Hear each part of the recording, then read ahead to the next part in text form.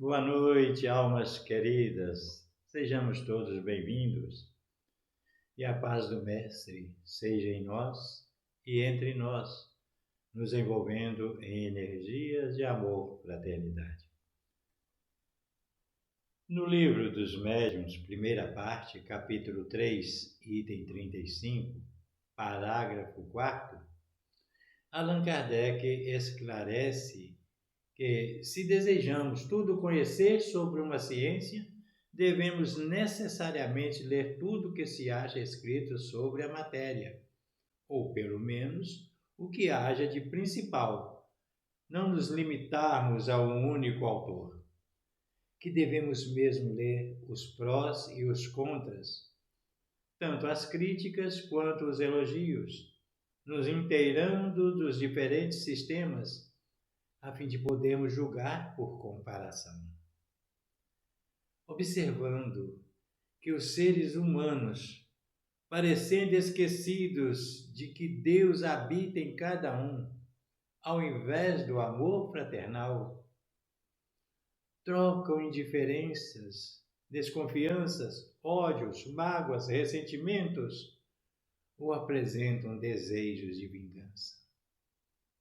Então, a título de ilustração do budismo, que é uma religião e filosofia que também busca a iluminação e o fim do sofrimento humano, colhemos essa belíssima semente de luz. O Deus que habita em mim saúda o Deus que habita em você. A minha essência saúda a sua essência, reconhecendo com essa saudação o divino em outra pessoa, reconhecendo que todos somos um. Como disse Paulo de Tarso, em Deus existimos, nos movemos e evoluímos. Mas nem todos os que dizem Senhor, Senhor, entrarão no reino dos céus, disse Jesus em Mateus capítulo 7, versículos 21 a 23, asseverando que a entrada no reino dos céus só é facultada àqueles que cumprem a lei de Deus. Convenhamos que nem sempre o balbuciar de palavras reverenciando o Senhor é acompanhado de atos que caracterizam e dignificam o verdadeiro cristão. Reza-se da boca para fora sem a devida unção, sem a devida elevação das energias. Os atos exteriores de devoção, as expressões bonitas, sem o sacrifício do nosso orgulho, do egoísmo e da cupidez, que é a ânsia excessiva por riqueza e bens materiais, nada valem aos olhos do Pai. A Ele interessa o que vai em nosso íntimo. O Livro dos Espíritos, questão 621, Kardec pergunta aos espíritos: onde está escrita a lei de Deus? E os espíritos responderam: na consciência. Kardec continua a pergunta: visto que o homem traz em sua consciência a lei de Deus, que necessidade havia de lhe ser ela revelada? O espírito então respondeu: ele a esquecera e desprezara. Quis Deus então que lhe fosse relembrada. Conforme relata Mateus em seu Evangelho, capítulo 6, versículo 33, Jesus veio nos dizer que o reino dos céus está dentro de nós e que devemos buscar em primeiro lugar o reino de Deus e a sua justiça, e todas as coisas nos serão acrescentadas. A lei de atração, a lei do universal. O que pedires ao meu Pai em meu nome, Ele vos dará.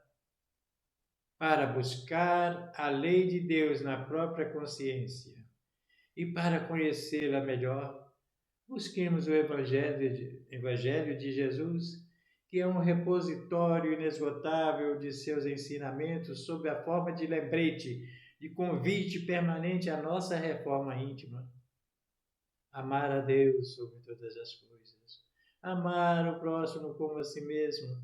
fazer aos outros todo o bem que gostaríamos nos fizessem, com humildade de coração. E a fé em Deus e no futuro nos é permitido compreender melhor as suas leis. Aquele, pois, que ouve estas minhas palavras e as pratica, disse Jesus, será comparado a um homem prudente que construiu sobre a rocha sua casa. Mas aquele que ouve estas minhas palavras e não as pratica, se assemelha a um homem insensato que construiu sua casa na areia. Quando a chuva caiu, os rios transbordaram, os ventos sopraram e vieram a açoitar. Ela foi derrubada e grande foi a sua ruína. O Espírito deve ser reconhecido pelas suas obras e estas obras devem estar sustentadas em bases sólidas. O Espírito deve ser cultivado como um campo. Vigiai e orai. Devemos tomar conta de nós mesmos. Somos responsáveis pela nossa própria evolução.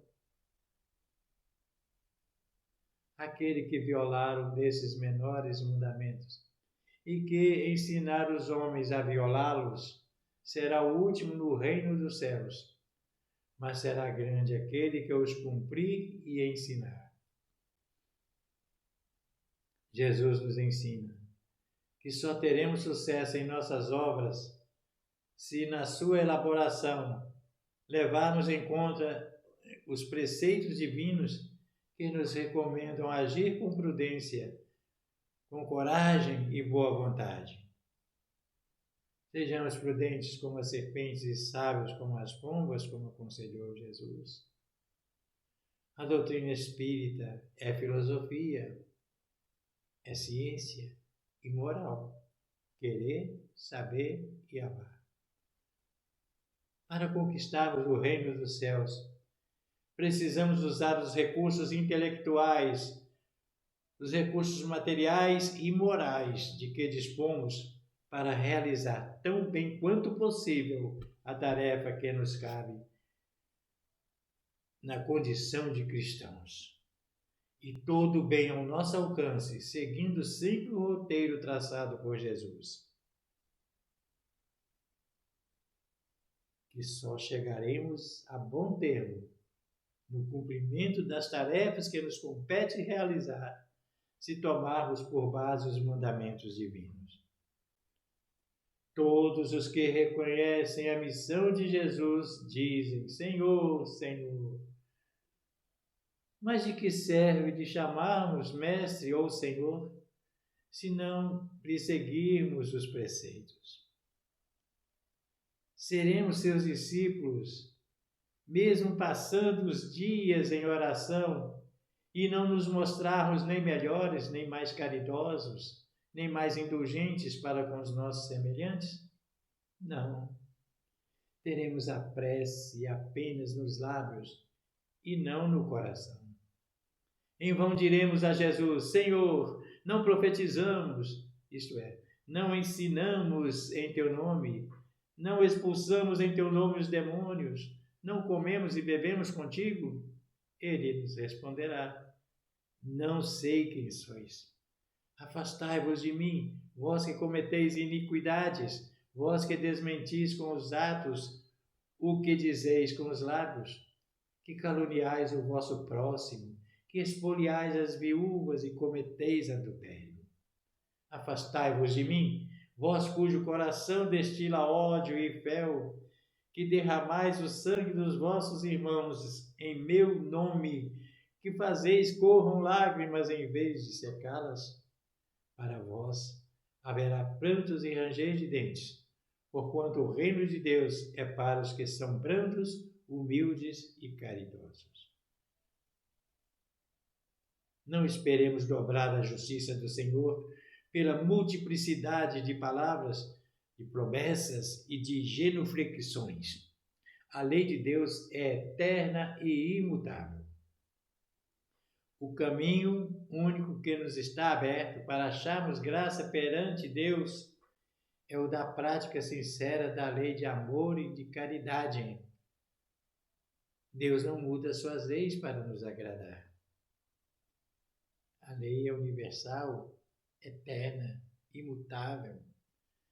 Toda oração é bem recebida por Deus, mas desde que parta de um coração sincero e puro e seja secundada por atos que a enobreçam e justifiquem. O papel da religião no relacionamento da criatura com o Criador é esclarecê-la quanto aos procedimentos a adotar em sua vida, objetivando sua ascensão até o Pai, já que o processo de salvação é individual e em função das obras de cada um. Na Terra, o Evangelho não está vinculado a nenhuma instituição. Ele é roteiro de luz para todas as criaturas que, tendo-o à frente de todos os seus atos, renovarão a sociedade humana para a implantação do reino de Deus na Terra. As palavras de Jesus são eternas, porque são a verdade. Constituem não só a salvaguarda da vida celeste, mas também o penhor da paz, da tranquilidade e da estabilidade nas coisas da vida terrestre. Todas as instituições humanas, políticas, sociais e religiosas que se apoiarem nessas palavras serão como a casa construída sobre a rocha. Caso contrário, serão como a casa edificada na areia. O vento das renovações e o rio do progresso as arrastarão. Conhecermos a lei de Deus e reverenciá-lo por palavras é condição necessária, porém não suficiente para a felicidade plena. É igualmente indispensável agirmos de acordo com os ditames da soberana lei, tão bem expressa e exemplificada por Jesus em seu Evangelho. Conhecermos a lei de Deus e reverenciá-lo por palavras é condição necessária, mas é igualmente necessário as obras. É indispensável agirmos de acordo com a lei. Não entraremos no reino de Deus se as nossas palavras não corresponderem aos nossos atos. Nem se dissermos, Senhor, Senhor, seremos ouvidos, porque o nosso julgamento será baseado nas nossas obras. Sempre e sempre devemos praticar o que ensinamos. Porque não basta nos extasiemos ante a lei de Jesus e digamos, a lei é perfeita, mas a nossa admiração será em vão se não nos esforçarmos pelo nosso aperfeiçoamento, obedecendo a Jesus como guia e modelo a ser seguido. Inútil será que nos proclamemos cristãos, desde que procedamos em oposição ao que nos ensinou e prescreveu o Cristo. Que nos declaremos espíritas, se continuarmos quais éramos antes de conhecermos o Espiritismo. Inútil será nos afirmemos médiuns e usemos das faculdades mediúnicas que tenhamos, se não pusermos em prática os ensinamentos que temos recebido, se não nos utilizarmos dessas faculdades com a consciência do nosso dever cristão. Capítulo 17, item 4 do Evangelho segundo o Espiritismo, os bons espíritas. O verdadeiro espírita e o verdadeiro cristão são uma só coisa. Reconhece-se o verdadeiro espírita pela sua transformação moral e pelos esforços que emprega para domar suas más inclinações. Enquanto um se contenta com seu horizonte limitado, outro que apreende alguma coisa de melhor, se esforça por desligar-se desse horizonte limitado e sempre o consegue, se tem firme a vontade. E a vontade, como diz Leon Denis, é a maior potência da alma. Temos que querer, ter vontade.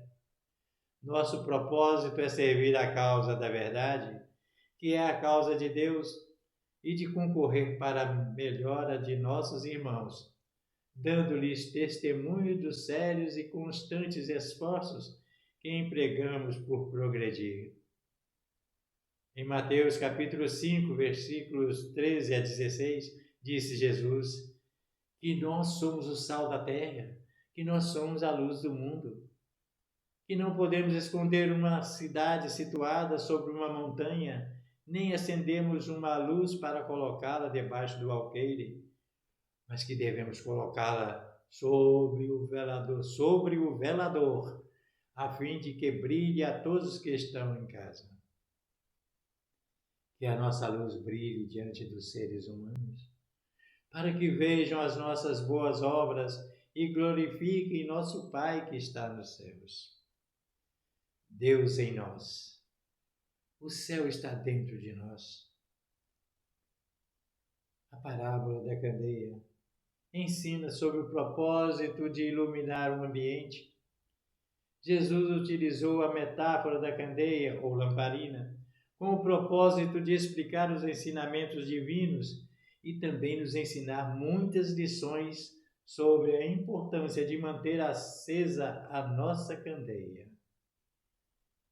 E ninguém acendendo uma candeia a cobre com o vaso ou a põe debaixo da cama, mas põe-na no velador para que os que entram vejam a luz. Porque não há coisa oculta que não haja de manifestar-se, nem escondida que não haja de saber-se e vir à luz. Que tenhamos a consciência cristã. Jesus retornando agora, consciência crística, Jesus em nós, Deus em nós, o Cristo em nós, Deus em nós, que nos transformemos no Evangelho vivo. Jesus explicou a Nicodemos que é preciso nascer de novo para entrar no reino de Deus. Nicodemos ficou confuso e perguntou como um homem crescido poderia voltar para dentro do ventre de sua mãe. Jesus então lhe explicou que esse novo nascimento é espiritual. Paulo de Tarso, o apóstolo dos gentios, nos diz: quem não tem Jesus está morto em seus pecados. Estamos vivos, mas espiritualmente todos estamos mortos. Epístola de Paulo aos Efésios, capítulo 2, versículo 1 e 2. O pecado nos separa de Deus, e em Deus nosso espírito, e sem Deus nosso espírito morre. Nascer de novo significa voltar a estar unido a Deus, a fonte de toda a vida. Assim, nosso espírito volta a viver. Epístola aos Colossenses, capítulo 2, versículo 13 a 15. Diz Paulo: recebemos uma vida nova. O Espírito de Verdade, no capítulo 6, item 8 de O Evangelho segundo o Espiritismo, diz que a abnegação e o devotamento são uma prece contínua e encerram um ensinamento profundo, que a sabedoria humana reside nessas duas palavras. Aconselha-nos que as tomemos por divisa, porque elas resumem todos os deveres que a caridade e a humildade nos impõem e nos dará o sentimento do dever cumprido. O espírita é conhecido por seu devotamento ao bem de todas as criaturas e pela coragem com que dá testemunho da sua transformação moral. Para nós espíritas, a prática da doutrina que professamos é tudo, porquanto muito nos será pedido, visto que muito nos foi dado. O reino dos céus está dentro de nós, e que o devemos buscar primeiramente, fazendo aos outros todo o bem que gostaríamos que nos fizessem, amando a Deus sobre todas as coisas e ao próximo como a nós mesmos, repetimos, leis de justiça, de amor e caridade em ação. O julgamento de cada criatura se baseia no de suas obras. Este é um princípio intuitivo, uma verdade axiomática, a que só não se curvam os que ensinam e apregoam ser a humanidade inteira responsável pela falta do primeiro homem, ao qual chamam Adão. Nem todos os que dizem Senhor, Senhor serão ouvidos. Quer dizer, não entrarão no reino de Deus aqueles cujas palavras não correspondem aos seus atos. Para os espíritos, a prática da doutrina que professam é tudo. Muito lhes será pedido. Muito lhes será pedido, visto que muito lhes foi dado. Cumpre, pois, almas queridas. Nos preparemos todos os que nos dizemos cristãos, espíritas, para prestar contas exatas do que nos foi confiado. Não basta se diga que certa moral é sublime, cumpre pô-la em prática. Não basta ser cristão, e mesmo cristão espírita, se não se pratica a moral por Jesus ensinada. Assim, pois, que os que queiram entrar no reino de Deus sejam seus filhos pelo coração e não pelos lábios somente. Obedeçam com submissão, com zelo e confiança as instruções que receberam e recebem hoje dos Espíritos, enviados de acordo com as promessas de Jesus, para nos ensinar progressivamente todas as coisas, para nos conduzir à verdade e lembrar-nos de que o Mestre nos disse: digamos Senhor, Senhor, mas digamos do fundo de nossos corações, de forma que correspondam os nossos atos às nossas palavras, e o reino dos céus nos pertencerá. Cumpre, nos preparemos todos os que dizemos espíritas, para prestarmos contas exatas do que nos foi confiado. E em sublime rogativa possamos dizer: Senhor, que eu possa trazer sempre comigo uma palavra de amor, um gesto amigo, aos aflitos que eu possa consolar, lágrimas tristes que eu possa enxugar, minhas ofensas que eu possa calar, aos inimigos que eu possa perdoar, dos meus erros me arrepender, a quem precise que eu possa socorrer. Senhor, deixai vir a mim os pequeninos, e eu possa ajudar a guiar os seus destinos, aos órfãos que eu possa amparar, fé e esperança que eu possa semear. Senhor, que eu possa amar como a mim mesmo a cada irmão. Dai-me, Senhor, a caridade, e é a luz que nos conduz à salvação. Muita paz e muita luz com Jesus, em Jesus e por Jesus.